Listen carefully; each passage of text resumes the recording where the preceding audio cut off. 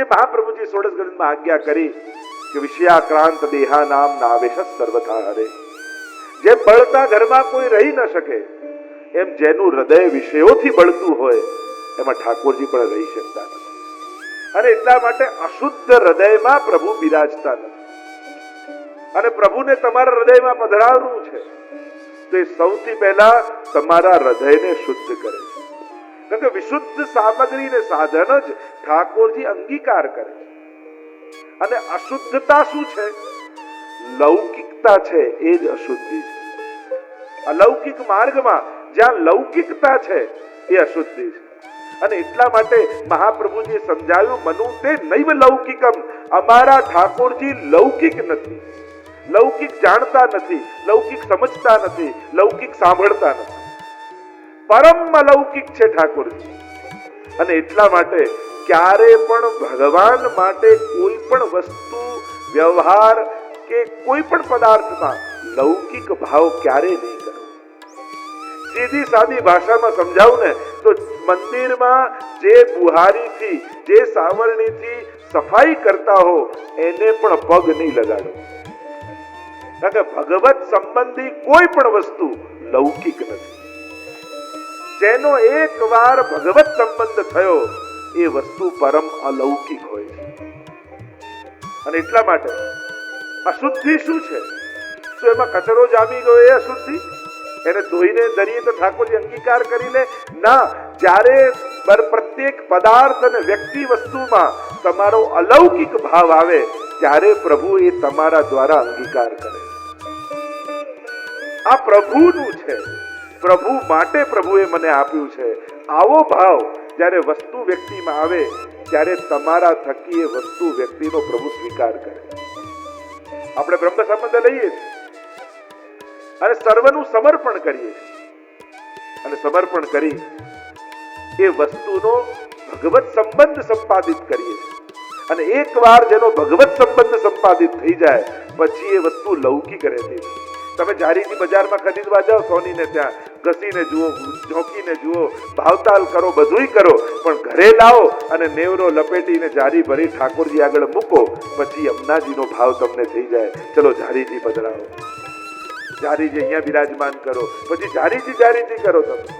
કારણ કે એનો ભગવત સંબંધ થયો પછી એમાં યમુનાજી બિરાજમાન થઈ ગયા. તમે એ જ ફૂલ તોડીને ભાવતાલ કરીને બજારમાંથી લાવ્યા, પણ એકવાર માળા બનાવી ઠાકોરજીને ધરી પછી કો માલાજી પધરાવો, આંખે લગાડો, નાસિકાથી સુગંધ એની લો.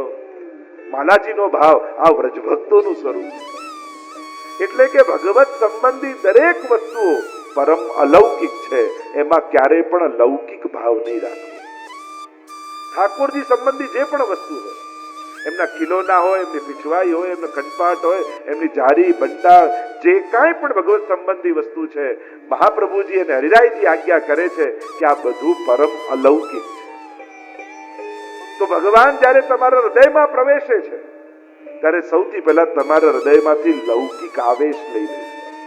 કારણ કે જ્યાં સુધી લૌકિક આવેશ હૃદયમાં છે ત્યાં સુધી ભગવાન પ્રવેશી શકતા નથી.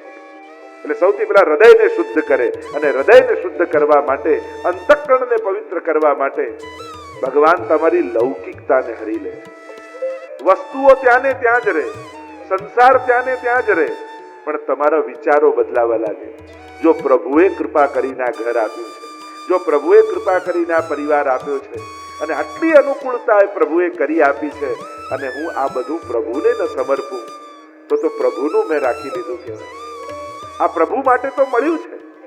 એટલે કે આ બધું મળતું જાય છતાંય ભાવ. કારણ કે સાધારણ વ્યક્તિ અને વૈષ્ણવમાં ફરક એ છે, સાધારણ વ્યક્તિ કોઈ ઉત્તમ વસ્તુ જુએ તો એને ભોગવવાની ઈચ્છા થાય, અને વૈષ્ણવ કોઈ ઉત્તમ વસ્તુ જુએ તો એને ભોગ ધરવાની ઈચ્છા થાય. એને ભોગવવાની ઈચ્છા ન થાય, એને ભોગ ધરવાની ઈચ્છા થાય. અને એટલા માટે જ આપણે જયારે કોઈ પણ ઉત્તમ વસ્તુ જોઈએ છે ત્યારે આપણા વૈષ્ણવી સંસ્કારમાં એમ બોલવામાં આવે, જો આ તો પ્રભુને લાયક છે. આપણે સારી વસ્તુ જોઈને શું બોલીએ? આ તો ઠાકોરજીને લાયક છે. વૈષ્ણવને ભોગવવાની ઈચ્છા નથી, ભોગ ધરવાની ઈચ્છા છે. અને એટલા માટે અમારા હરિરાયજી આજ્ઞા કરે છે કે પ્રભુ જીવના હૃદયમાં પહેલા પ્રવેશે એના પહેલા એના અંતઃકરણને વિશુદ્ધ બનાવે છે. કારણ કે પ્રભુ પરમ અલૌકિક છે.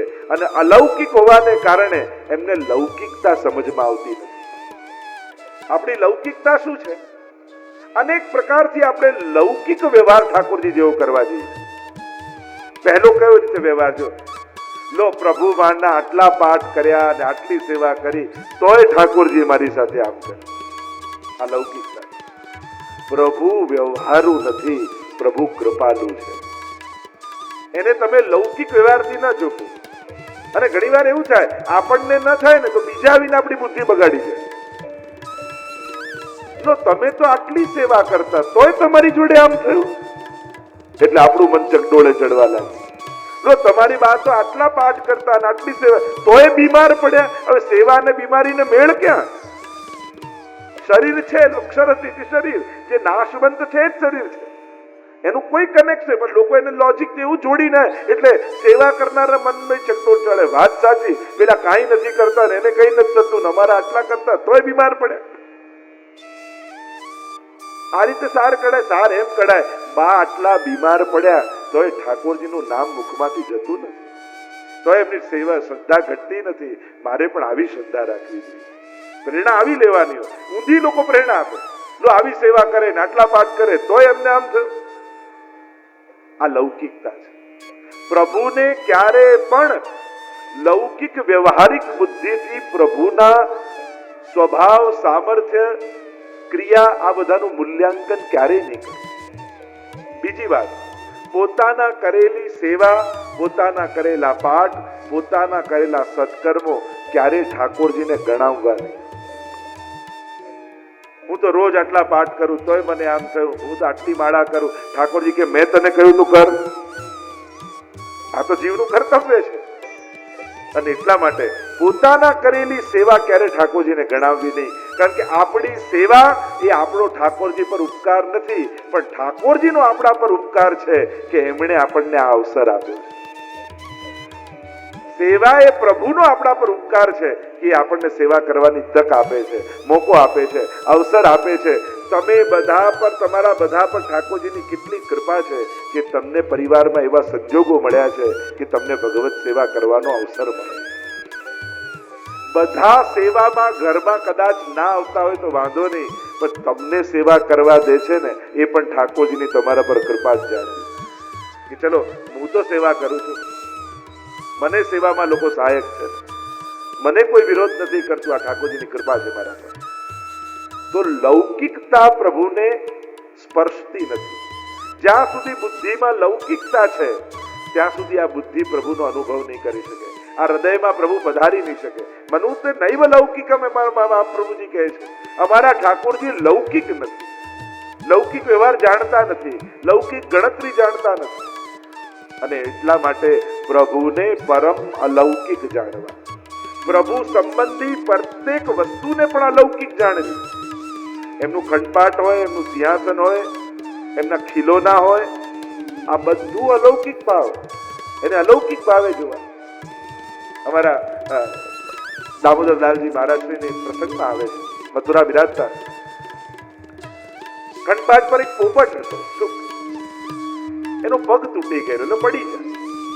એટલે રોજ આરતી કરવા પધારે એટલે મુખિયાજી કહે કે જરા આનો પગ તૂટી ગયો છે ને પડી જાય, અને ઝાડ લગાડીને ઠીક કરાવી લો.